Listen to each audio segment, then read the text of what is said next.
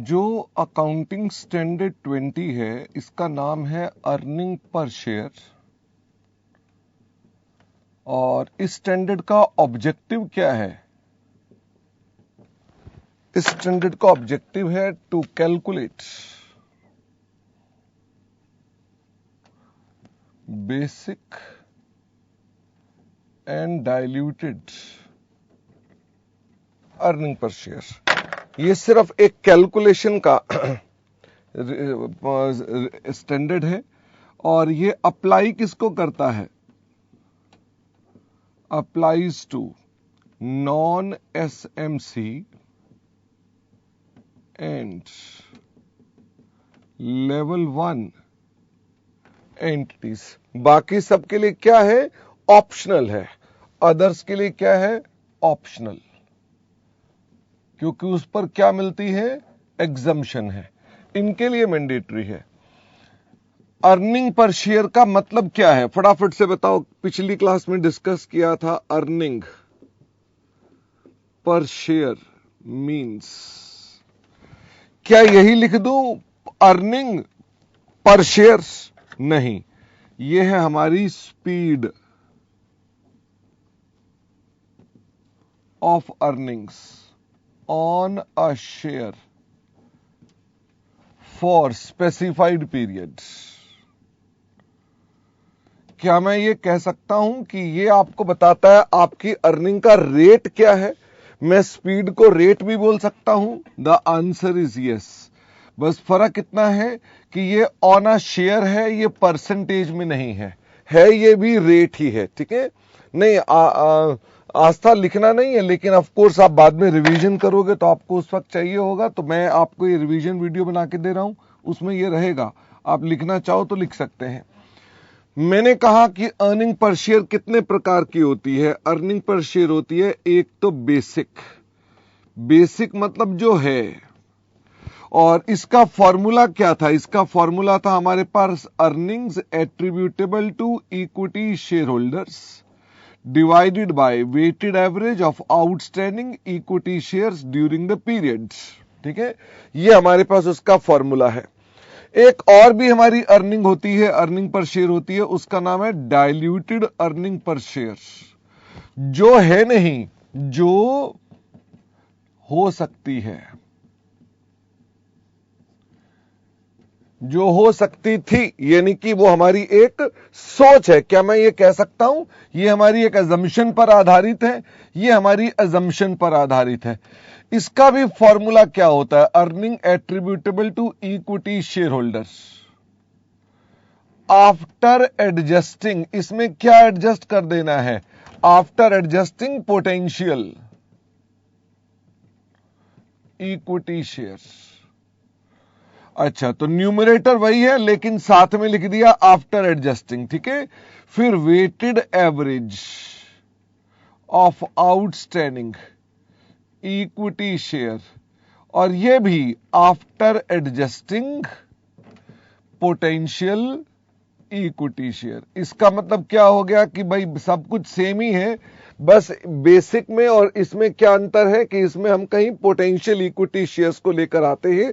Potential का मतलब क्या हो गया? भावी मतलब क्या? भविष्य के। आप कौन हैं? आप हैं पोटेंशियल चार्टर्ड अकाउंटेंट्स। मतलब क्या हो गया? भावी जो बन रहे हैं। ओके? तो ये यहां पर समझ लो, इक्विटी शेयर होल्डर्स में हम अपने मेहमानों को एडजस्ट कर देते हैं, तो ये डाइल्यूटेड निकल कर आती है। ये रेशो ज्यादातर जो यूज करते हैं वो कौन यूज करते हैं? ये एनालिस्ट यूज करते हैं। एनालिस्ट यानी जो विशेषज्ञ हैं, एनालिस्ट है, वो ये रेशो का प्रयोग करते हैं। और जो ये बेसिक अर्निंग पर शेयर है, ये हम एक आम इन्वेस्टर्स यूज करते हैं। ये आम यूजर्स जो हैं वो इसको अपने पास देखते हैं कि अर्निंग पर शेयर क्या है। हमने जब आपके साथ बेसिक अर्निंग पर शेयर की बात करी तो इसके अंदर कितनी कैलकुलेशंस आ गई? बताओ जरा, इसमें कितनी कैलकुलेशंस आ गई? एक तो आ गया earnings attributable to equity share holders, एक तो आ गया हमारे पास earnings attributable to equity share holder, जिसके लिए मैंने आपको क्या बताया? मैंने कहा देखो हमें कायदे से तो कहां से स्टार्ट करना चाहिए, फटाफट से बताओ, हमें कायदे से तो कहां से स्टार्ट करना चाहिए? पैट से स्टार्ट करना चाहिए। पैट का दूसरा नाम क्या था? पैट का दूसरा नाम था नेट प्रॉफिट्स। ओके, तो हमें नेट प्रॉफिट से स्टार्ट करना चाहिए, पर हमारा इंस्टीट्यूट कभी कभी आपको क्या दे देता है, वो ईबीआईटी या पीबीआईटी दे देता है, और वो आपको यहां से चालू करने के लिए डाटा दे देता है। तो कोई दिक्कत की बात नहीं है, मुझे फटाफट से बताओ, अगर आप यहां से चालू करोगे तो पहली बात तो क्या ये आफ्टर रेक्टिफिकेशन ऑफ एरर्स है? कोई गलतियां तो नहीं होनी चाहिए या होनी चाहिए? आप बताओ, क्या पीबीआईटी में अगर कोई गलतियां हैं तो पहले तो गलतियां ठीक होनी चाहिए ना, बिल्कुल ठीक होना चाहिए ये। इसके प्रॉफिट में से आप क्या एडजस्ट कर दोगे, फटाफट से बताओ? इसमें एडजस्ट कर दोगे इंटरेस्ट एक्सपेंस। तो हम सबसे पहले तो इंटरेस्ट एक्सपेंस एडजस्ट कर देंगे। ध्यान देना, ये किसके ऊपर हो सकता है कि ये किसी लोन पर, बोरोइंग पर होता है। मुझे फटाफट से बताओ ये किस रेट पर होगा, जिस रेट पर क्वेश्चन में गिवन होगा। क्या इसके लिए आपको पीरियड की एजम्पशन लेनी पड़ती है? ऑफ कोर्स, जितना पीरियड होगा आउटस्टैंडिंग उतने पीरियड के लिए आप उसको अपने पास कंसीडर करते हैं। जैसे प्रेफरेंस में कोई डिक्लेयर्ड और नॉट डिक्लेयर्ड होता है, इसमें कोई ऐसा चक्कर है? नहीं, ये हमेशा ही माइनस होगा, ईबीआईटी में से हमेशा ही माइनस होगा, इसमें कोई डिक्लेयर्ड का चक्कर नहीं होता। जो ये निकलता है इसको बोलते हैं ईबीटी या पीबीटी। इसमें से हम क्या लेस कर देते हैं? इसमें से हम लेस कर देते हैं टैक्स एक्सपेंस। टैक्स एक्सपेंस कौन सा होता है? एक तो होता है करंट टैक्स, एक होता है डेफर्ड टैक्स। डेफर्ड टैक्स, ठीक है। तो ये हमको अपने पास टैक्स माइनस करने पड़ते हैं, तो क्या निकल आता है हमारे पास? पीएटी। करंट टैक्स क्या होता है? ये अपने पास जो प्रॉफिट है उसको मल्टीप्लाई कर दो, किससे मल्टीप्लाई कर दो? रेट ऑफ टैक्स से। ये टैक्स कैसे निकाला जा रहा है? ये निकाला जा रहा है as per income tax act 1961, उसके हिसाब से निकाला जा रहा है। और डेफर्ड टैक्स कैसे निकाला जाता है? डेफर्ड टैक्स निकाला जाता है एज पर अकाउंटिंग स्टैंडर्ड 22, जो हमने किया नहीं, इसलिए इसे क्या कर देंगे हम? इग्नोर्स, आपके लिए किसी काम का नहीं है। तो आपको हमेशा एक टैक्स दिया जाएगा, वही आपको यहां पर लेकर चलना है। इसके बाद हम इसमें से लेस कर देंगे। बताओ क्या लेस कर देंगे? हम लेस कर देंगे प्रेफरेंस का dividend.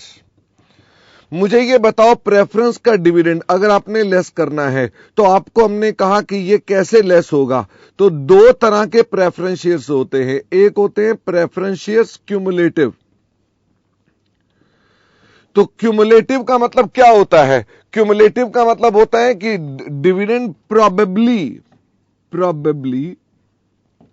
Dividends will be paid in future, Therefore, it must be deducted. अच्छा, यह हमेशा डिडक्ट होगा, even if not declared, even if not declared. ये डिक्लेयर्ड ना भी हो तो भी आपको ये माइनस करना पड़ेगा। इसे कैलकुलेट कैसे करते हैं? प्रेफरेंस शेयर कैपिटल पर रेट, ये रेट गिवन होता है।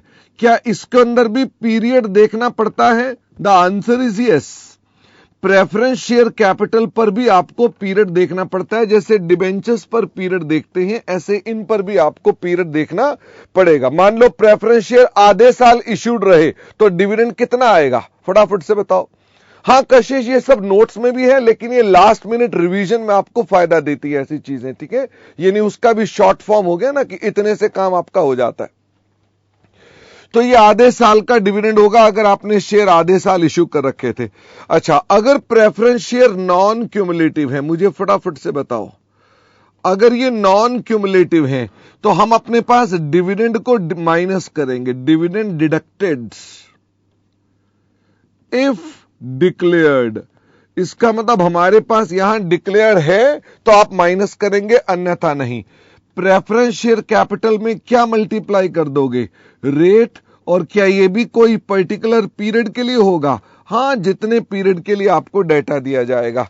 अगर क्वेश्चन साइलेंट है तो आप हमेशा क्या काम करते हैं? बताओ। आप हमेशा लेते हैं अजम्पशन जिसमें क्या करना पड़े? काम करना पड़े।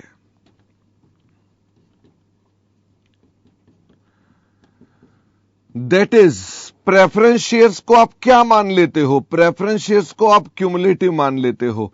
अच्छा, अगर मान लो डिविडेंड के बारे में एज्यूम करना पड़े तो डिविडेंड के बारे में क्या एज्यूम कर लेते हो? Dividend is declared. भाई क्वेश्चन में लिखा हुआ है नॉन क्यूमुलेटिव प्रेफरेंस शेयर है, तो कुछ लिखा नहीं डिक्लेयर्ड और नॉट, तो क्या मान लोगे कि वो क्या होगा?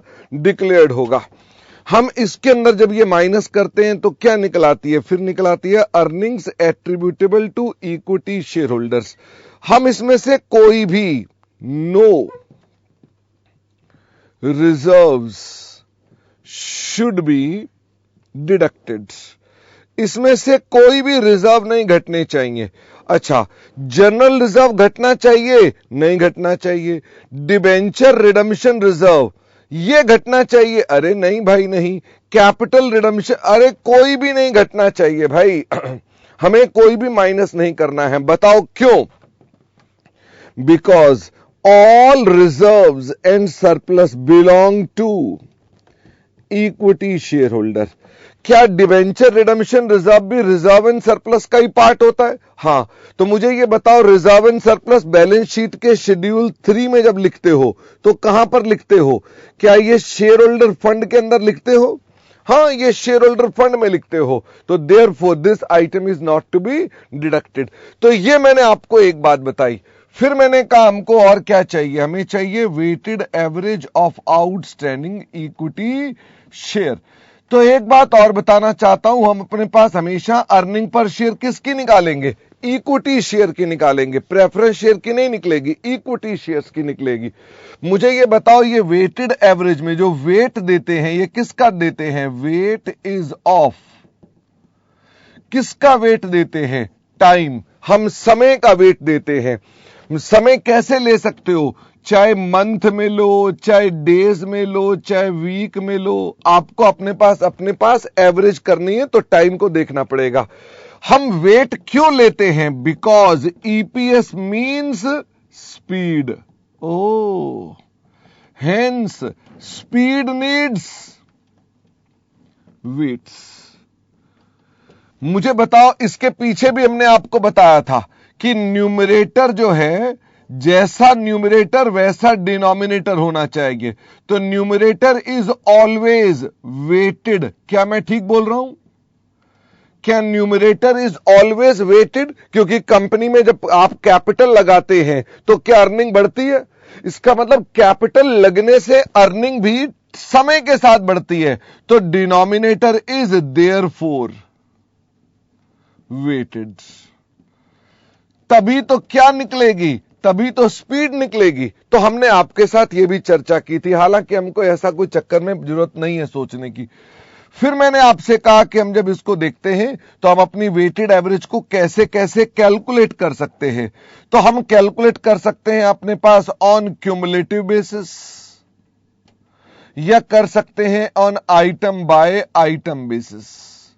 क्यूमुलेटिव बेसिस मतलब जैसे ओपनिंग बैलेंस में आपके पास 10,000 शेयर्स थे और आपने फ्रेश इश्यू निकाल दिया 1 जुलाई को, मान लो 4,000 शेयर्स का।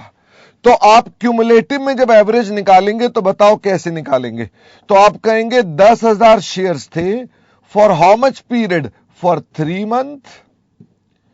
और 14,000 शेयर थे, बताओ for how much period? 9 month. 14,000 share थे फॉर 9 मंथ। तो क्या आपको पता चला? भाई 1/4 से लेकर 1/7 का अलग एवरेज करो और 1/7 से 31 मार्च तक का अलग एवरेज करो, यानी कि 2 अलग अलग एवरेज करो। यह तरीका बहुत अच्छा नहीं है, इसलिए हम इसको सिर्फ बता के छोड़ देते हैं। दूसरा कौन सा होता है? Item by item. उसमें क्या करते हैं? जो ओपनिंग बैलेंस है 10,000, जो 1/4 को था और फ्रेश इश्यू निकला मान लो 4,000 1 जुलाई को, तो इसकी हम कैसे एवरेज करते हैं? हम कह रहे हैं इसकी एवरेज अलग कर दो, 10,000 था फॉर 12 मंथ, और इसकी एवरेज अलग कर दो, 4,000 था फॉर 9 मंथ्स। तो that is more simpler in approach. Her item की एवरेज कर दो। ओके, तो क्या ये हम हर आइटम की एवरेज कर रहे हैं? ये हर आइटम की कर रहे हैं। इसमें टोटल कर करके एवरेज करते हैं, ये लंबा काम हो जाता है। हमने कहा अपने पास इसको एवरेज करेंगे, और इसके अंदर हमने कहा कि अभी और भी बड़ी सारी बातें हैं। क्या क्या बातें हैं कि फ्रेश इशू का क्या होगा, बोनस इशू का क्या होगा, राइट इशू का क्या होगा, कन्वर्जन का क्या होगा, कन्वर्जन ऑफ शेयर डिबेंचर्स का क्या होगा। यानी ये सब बातें हमने करनी है। इसके अलावा कि सर अगर कॉल्स हो तो क्या होगा, शेयर फोरफीट हो तो क्या होगा, या शेयर बायबैक हो जाएं तो क्या होगा। ये सब चर्चाएं हमारे पास और होनी है। हमें कोई भी एजम्पशन का नोट नहीं देना अर्पित। तो ये मेरे पास बेसिक कॉन्सेप्ट था। मैंने अपने पास ये पिछली क्लास की सारी रिवीजन करा दी और मैं